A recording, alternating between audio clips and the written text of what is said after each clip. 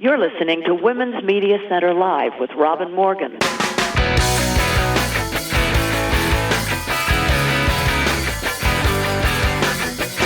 Welcome to Women's Media Center Live.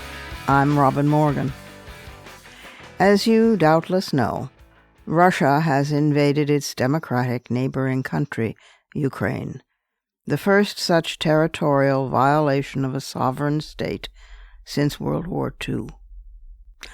Of course, we will continue to monitor the situation as it develops, but for now we can at least say that this definitely gives the lie to any theories that wars will now be outsourced by proxy to the global south to be fought among by those squabbling poor countries, but never, ever again, not in civilized Europe.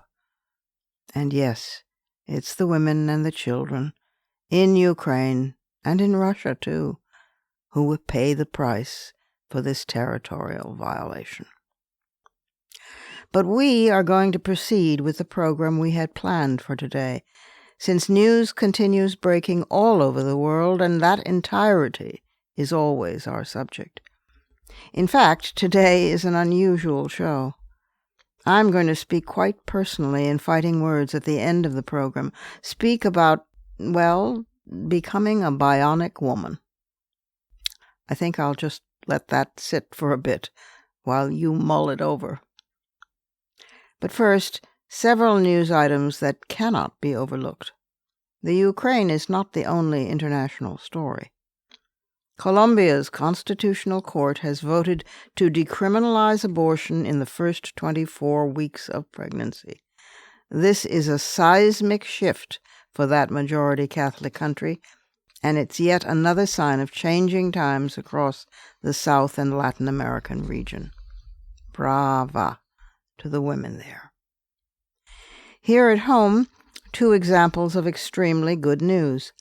First, a federal jury has found 3 white men guilty of committing a hate crime and other violations when they chased and killed Ahmaud Arbery 2 years ago, determining they were motivated by racial animus because he was black.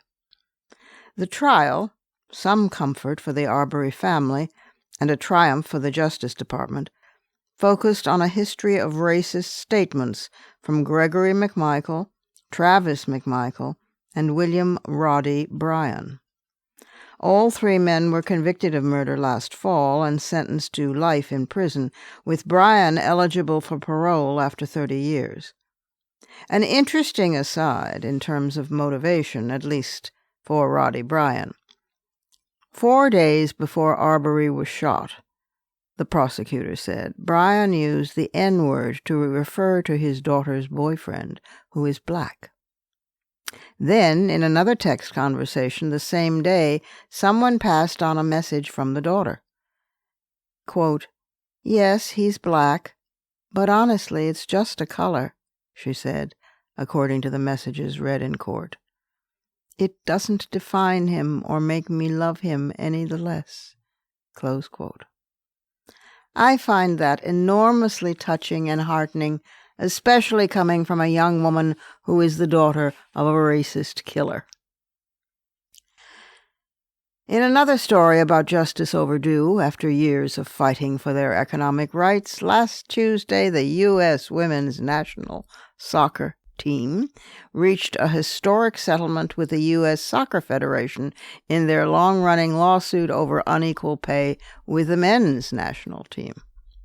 The agreement includes a $24 million payment to the women players and a promise from the Federation that the women and men's teams will be paid at an equal rate going forward in all friendlies and tournaments, including the World Cup. And while we're on sports, hats off to our beloved Billie Jean King and to Martina and to the Women's Tennis Association for refusing to let China off the hook after China censored, silenced, and virtually disappeared Chinese tennis star Peng Shuai in the wake of her Me Too public denunciation posted on Weibo, accusing a retired vice premier of China, Zhang Zhaoli, of sexual assault. This was not a cheap or easy decision for the WTA to boycott China. More than one-third of the WTA's roughly $100 million annual revenue comes from its dealings in China. And oops, a fourth bit of great news, but possibly the most crucial and certainly the most long-term influencing piece of news. That is the nomination by President Biden of federal Judge Ketanji Brown Jackson to replace retiring Justice Stephen G. Breyer, a historic choice that fulfills Biden's pledge to nominate the first black woman to the Supreme Court. It would make Jackson 51, only 51, just the third African American and the very first African American woman in the High Court's 233-year history. A former public defender, and that's important. Judge Jackson served as a trial court judge in Washington for 8 years before Biden elevated her last year to the influential U.S. Court of Appeals for the D.C. Circuit. She was confirmed to that court after a relatively uncontentious Senate hearing and with the backing of 3 Republican lawmakers. Says Biden, she is one of our nation's brightest legal minds and will be an exceptional justice. So congratulations to Justice Brown Jackson and to every American woman. Yeah. Now we're also going to spend some time looking at developments that are not depressing, but hopeful and helpful in modern medicine.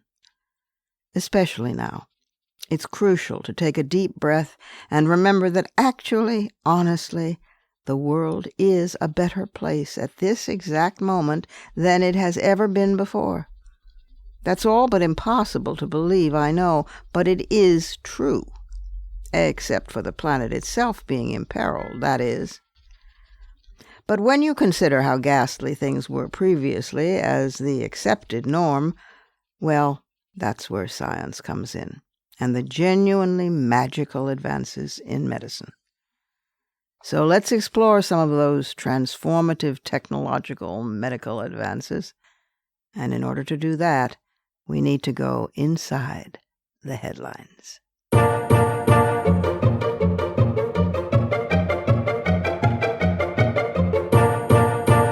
The February 15th headline read, "A woman is cured of HIV using a novel treatment." The article went on to state that she was the third person ever to be cured of HIV.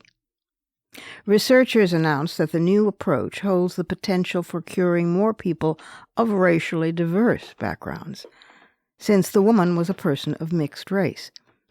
The cure used a new transplant method involving umbilical cord blood that opened up the possibility of curing more people of diverse racial backgrounds than previously thought possible.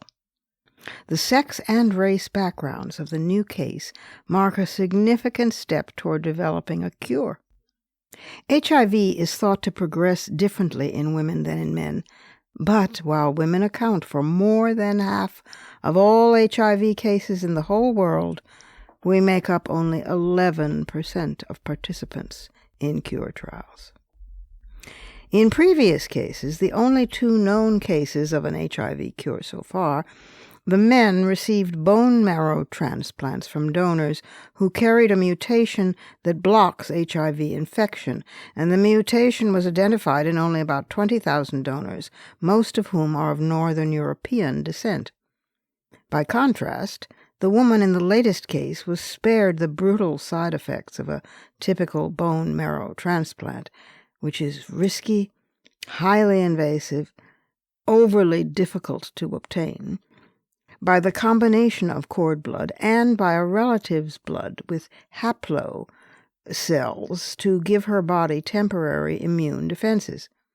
Furthermore, the donor of the cord blood was only partially matched, instead of the typical practice of finding a bone marrow donor of close race and ethnicity. This marks a substantial step forward. I have to confess it made me smile. because it seemed to imply that female people, and particularly female people of color, were in the best position, for once, to survive. So much for the white boys' chant, "You will not replace us." Nor is that the only medical miracle, as it were, on the horizon. The rapidity and effectiveness of the discovery of vaccines against COVID-19 and Omicron and possibly other variants itself has been astonishing. Previously, as you may remember from a previous program, the fastest discovery in history of a vaccine was for mumps, and that took 4 years. Moreover, therapeutics for COVID in all its forms have expanded it from being a certain death sentence, or almost certain death sentence, into a disease that ranges from mild to severe, although still threatening. Let's face it, when the Black Death took 300 years to decimate Europe in the Middle Ages, they had no vaccines. One new technology that's getting a lot of attention is the 64-slice cardiac CT scan, able to capture images of a human heart in just 5 heartbeats. The scan can help identify coronary heart disease, the nation's #1 killer of both women and men. The scanner also enables physicians to non-invasively capture the image of any organ in 1 second and perform a whole-body trauma scan in less than 10 seconds. This technology is already here. The high-speed CT scanner was introduced to the medical community and patients in May of 2005 and is now available in almost every major city of the United States. Then there's the pill can, ESO, E-S-O, pronounced ESO, recently cleared by the FDA. It's a camera in a pill that allows doctors to evaluate and diagnose diseases of the esophagus, including GERD or chronic heartburn, esophagitis, and Barrett's esophagus, a precancerous condition. It's a smooth plastic capsule with 2 tiny cameras, one on each end, capable of taking 2,600 pictures, that's 14 per second, of the esophagus. Images are transmitted to a recording device, which is then plugged into a desktop computer, and in just 20 minutes, doctors have enough images to make a diagnosis. Patients don't need to be sedated, as with traditional endoscopy, and can leave the doctor's office 30 minutes after swallowing the pill. The aerospace industry has been using simulators to train pilots for 15 years. Well, simulators are now being used to train doctors without risking complications to a patient. For instance, the cardiac catheterization simulator, BUS, goes from location to location and looks like a true cardiac catheterization lab. The simulator gives trainees a tactile feel. It acts like a real patient. If you do something wrong, the patient will say, "Ouch!" And if the doctor makes a wrong move, the computer will start a sequence of complications, and the doctor will have to respond.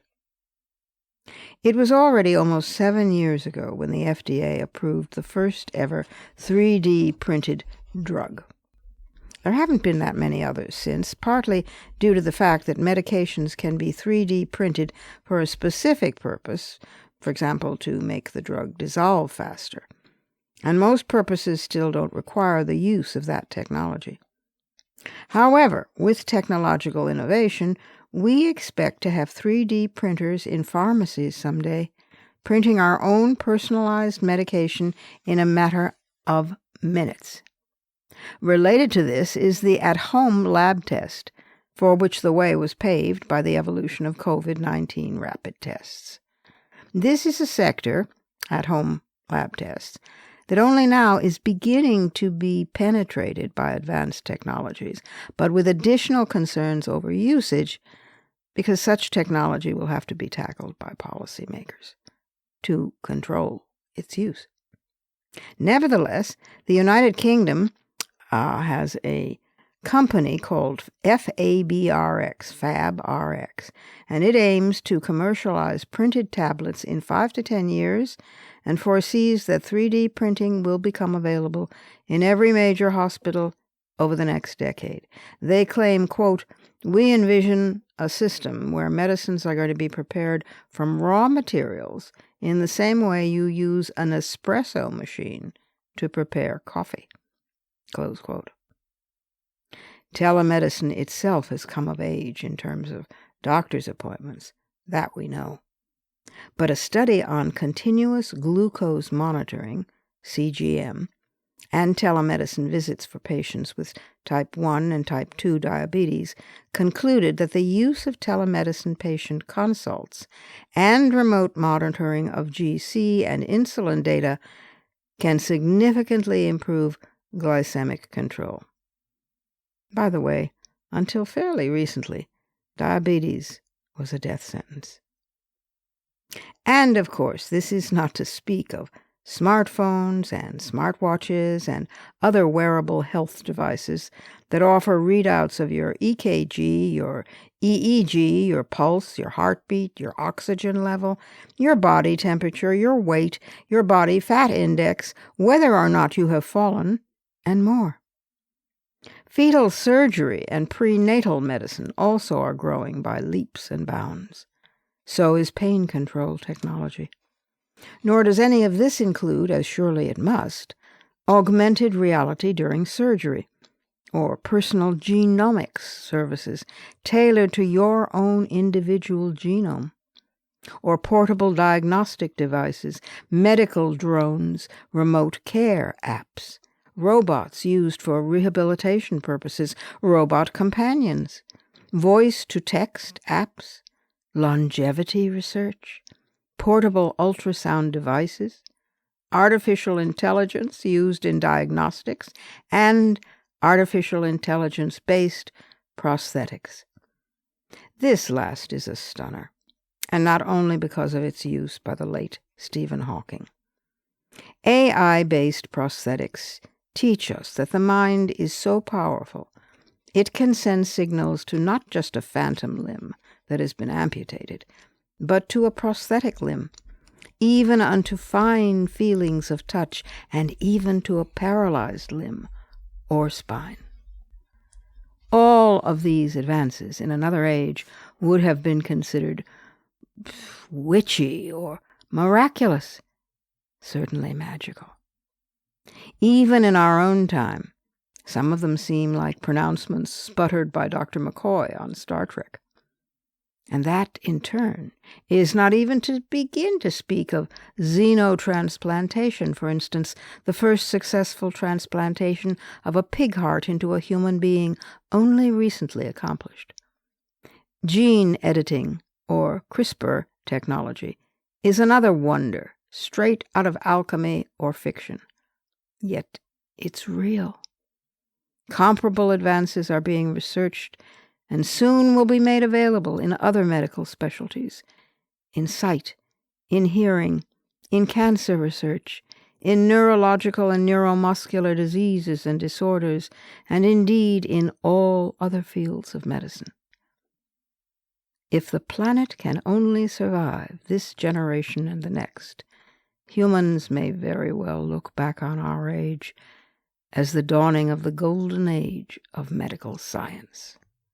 To be sure, such advances will require vigilance on the part of human beings, ethical considerations toward each other, and for that matter toward animals used for experimentation, would require compassionate and considerate delivery systems, which in themselves would require that health services be regarded universally as a human right.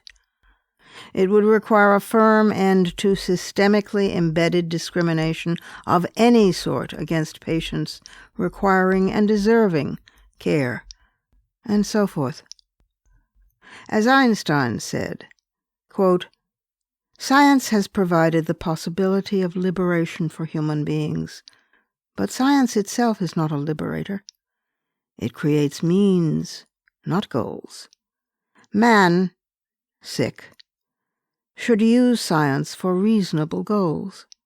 When the ideals of humanity are war and conquest, those tools become as dangerous as a razor in the hands of a child of 3. We must not condemn human inventiveness and patient conquest of the forces of nature because they are being used wrongly and disobediently now. The fate of humanity is entirely dependent upon its moral development.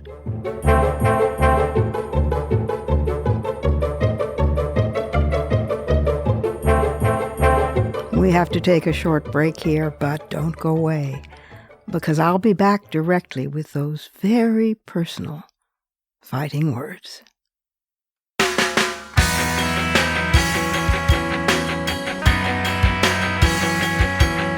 Subscribe to this program on your favorite podcast platform and leave us a review.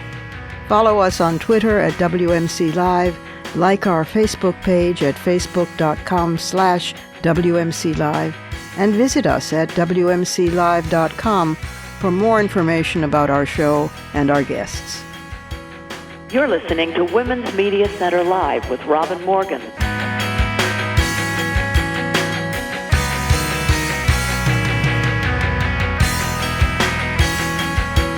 Intimate, personal words can also be fighting words.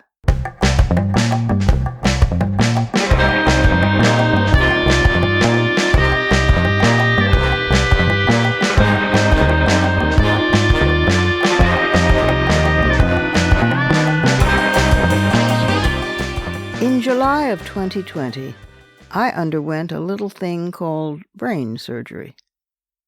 When I described it to friends afterward, they all said, "Oh my God, have you written about this? You must." But there are times when you need to recover and get your bearings and go on with life. And after all, it's not as if things weren't happening out there in the world, that needed addressing. In any event, I'm writing about it and talking about it now. As some of you might remember from previous podcasts, I've told you that about 10 years ago I was diagnosed with Parkinson's disease. I've been very fortunate in that I have beloved, incredibly supportive family and dear friends. Plus, I tolerated the meds well, the medications. And during the intervening decade, the increase of this progressive but not lethal disease was so subtle as to be barely noticed. Yes, I exercised, I ate properly, and I got enough rest. Well, at least as much rest as a feminist activist can get. I also was privileged, literate, European American, with generally fine medical care and medical insurance. But by 2020, I had begun to feel the effects of PD, increasing tremors, intensifying balance problems, and worst of all, dyskinesia and dystonia as side effects in response to the medication levodopa-carbidopa. These side effects can make you flail about or can cramp and freeze certain muscles painfully. My terrific neurologist, a movement disorder specialist, she had exhausted her creative cauldron of medical cocktails. A little more of that, a bit less of this. So that left either settling for the situation as it was or looking into the various different forms of DBS. DBS, those are initials, short for deep brain stimulation.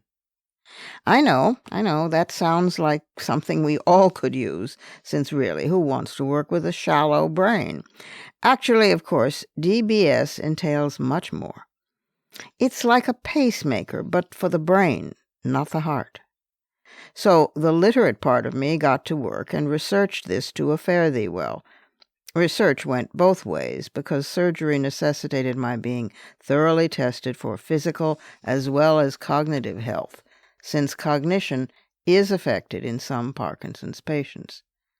Bingo, I passed. We can pass over the specific details. You don't really care about how we planned to go into the brain site at the subthalamus level, do you? So we can skip right to the part about finding a superb surgeon. He had done approximately 20,000 such procedures before, so that was reassuring. But the best part was hearing that I would be awake for the main operation. I was thrilled, loving science as I do, although friends expressed themselves with loudly vocal "eeus." Fortunately, being awake was even necessary. First, because the brain has no pain receptors itself, so once they numb the skull with a pinprick of anesthesia, you don't feel anything. And second, because they need you to be awake, because when they're inside your brain, literally in your head, they ask you to wiggle your fingers, name the days of the week, count backwards, and other evidence of hearing, attention, and cognition to be sure that the wires and the electrodes are in the right place. There actually are two operations. The first requires a full medical workup, a stress test, blood tests, and a brain MRI. This is the operation you're awake for. You're in the hospital only overnight. One night, which I find absolutely astonishing. So in you go, you do all the pre-surgery stuff, you get thoroughly briefed and have all your questions answered, not only by the surgeon, but also by an efficient, very pleasant young woman who has read your books and who is his nurse practitioner. And then you have your head secured inside a kind of metal cage so that it becomes immobile. And finally, off you get wheeled into surgery. There they bolt your cage to the operating table to ensure there is no movement. None of this, by the way, is uncomfortable. You're hooked up to various machines that monitor everything: your breathing, your heart rate, your pulse, your blood pressure, your oxygen level, you name it. It's cold in the OR, I gather for the sake of the delicate machines, including those for microsurgery. So they thoughtfully supply pre-warmed blankets, and you snuggle down cozily. There were quite a few people in the OR. I'd say maybe about 8. And then there was me. The room was quiet. This surgeon prefers no music, and I guess he has to hear the patient answer. And it was very attentive. I felt I was in good hands. Once through the preamble, the surgeon checks around the room that everybody's ready, and one by one they each respond. I do too. Then there's the pinprick, and you don't feel a thing after that. But you sure as hell hear something. You hear the sound of your skull being sawed, and you realize that you have a literal hole in your head. Well, you think, that's interesting. The sound gets louder and louder still. Although you've been pre-briefed about this, it nonetheless reminds you of an onrushing subway train inside your head, and it's quite impressive. Then, all at once, it stops. After a moment or two, the surgeon says, "That's it. I'm in. I can see your brain, Robin." "Wow," I hear myself say, rather idiotically. Wow? Wow? Is that the best I can manage? There's a minute or two, perhaps longer, where the giant machines and microsurgery cameras are maneuvered into place. "You all right there?" he asks solicitously. "Oh, yeah," I answer blithely. "I'm fine." So far, brain surgery is making me banal. Then again, I'm not there to be witty. The truth is that I am absolutely awed. The surgeon checks the entire room again, and each person, anesthesiologist, pulmonologist, neurologist, and all their assistants, responds in turn. Then he says, "Okay, let's go in." And he starts counting. 1. A pause of about 6 seconds. 2. Another pause of about 6 seconds. 3. And so forth on down until he reaches 15. "That's a hit," he says. "I think we're right on target." Then he begins the ritual tests to confirm placement. "Robin, move your right hand and now wiggle your fingers." "Good. Now your left hand." "Good. Now touch the thumb and the third finger of your right hand to each other," etc., and so forth. Days of the week and counting backward follow. Everything comes out okay. This is breathtaking.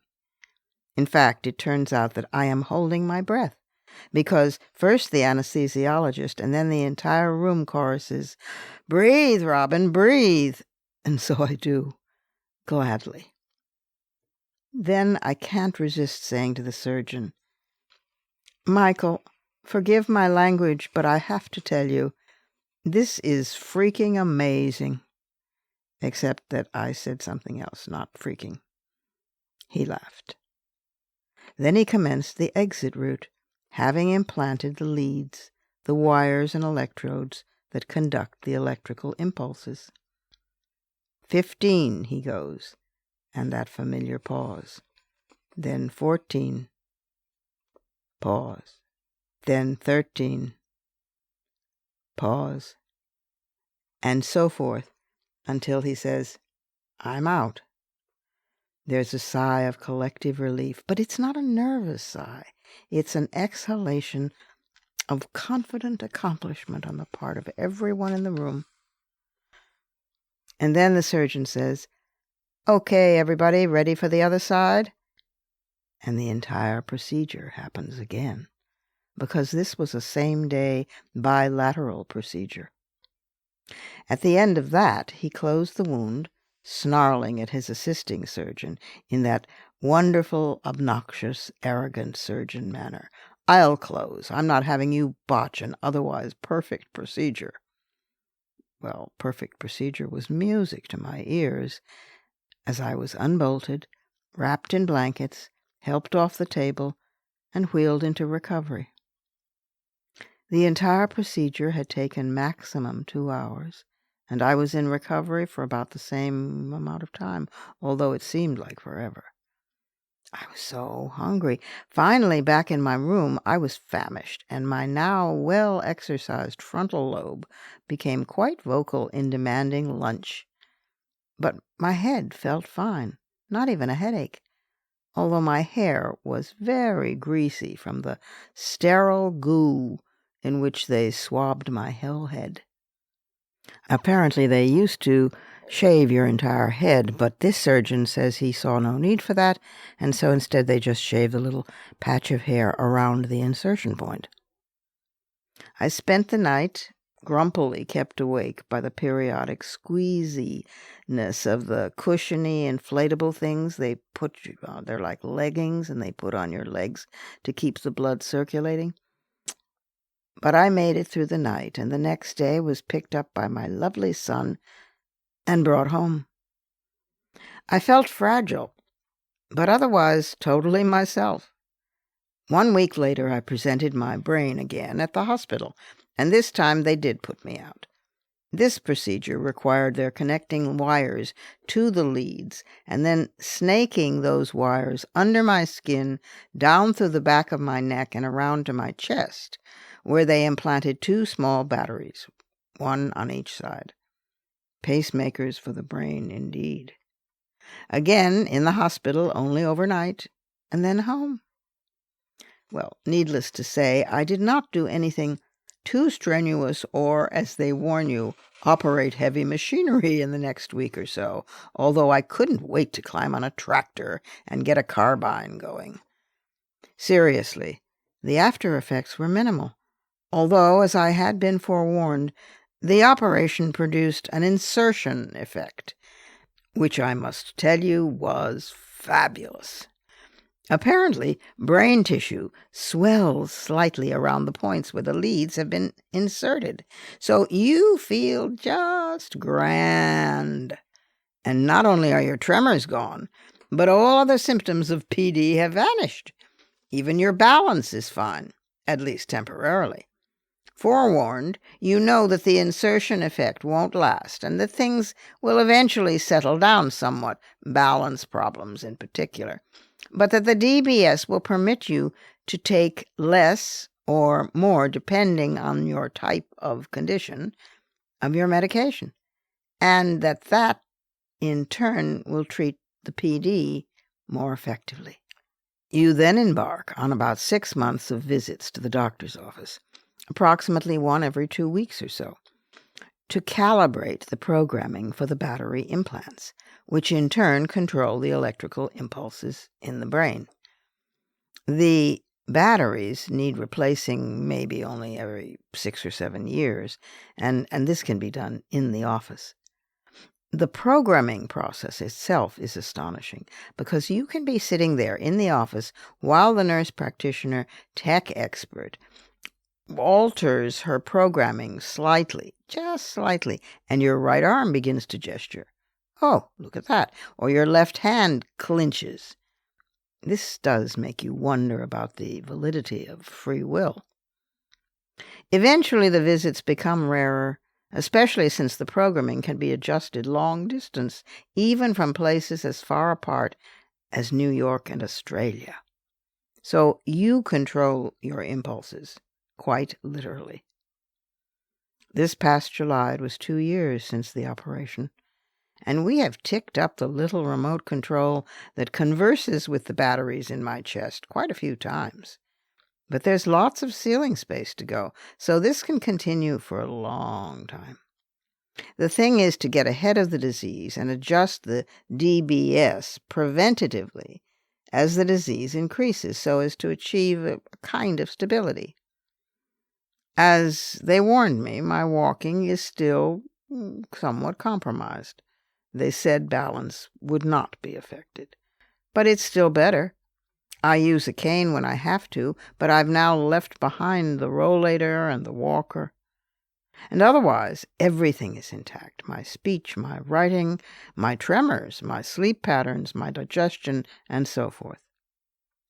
They say that eventually DBS will be the go-to first response for Parkinson's, circumventing all the drugs and proceeding directly to electrical impulses instead. Well, if my own experience is any proof, I'd say yay! It did take a while to thoroughly wash the goo out of my hair, but that's a small price to pay for this magic. I figure that given cataract surgery a few years ago, and a slipped disc which required titanium implants in my spine in 2009, the electrodes in my brain now qualify me for being a bionic woman. I also relearned something I'd always suspected, that you have no idea what you can do until you do it. Those are my fighting words. Add yours on Twitter, and remember to tag us at WMC Live and use the hashtag #FightingWords.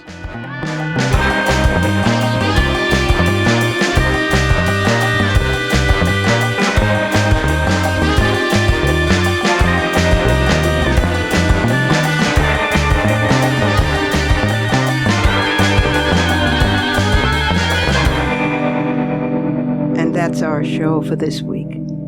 You can follow me on Twitter, Facebook, and now Instagram at @TheRobinMorgan, and you can check out my blog at robinmorgan.net and find my latest book of poems, Dark Matter, and my brand new novel, Parallax, wherever books are sold. Opinions expressed on this program do not necessarily represent the Women's Media Center. Here's the family for Women's Media Center Live. Executive producer as well as founding and sustaining sponsor, Regina K. Scully. WMC president and co-executive producer of this program, Julie Burton. I'm Robin Morgan, your producer and host. Thank you for being with us. Join us again next time on Women's Media Center Live.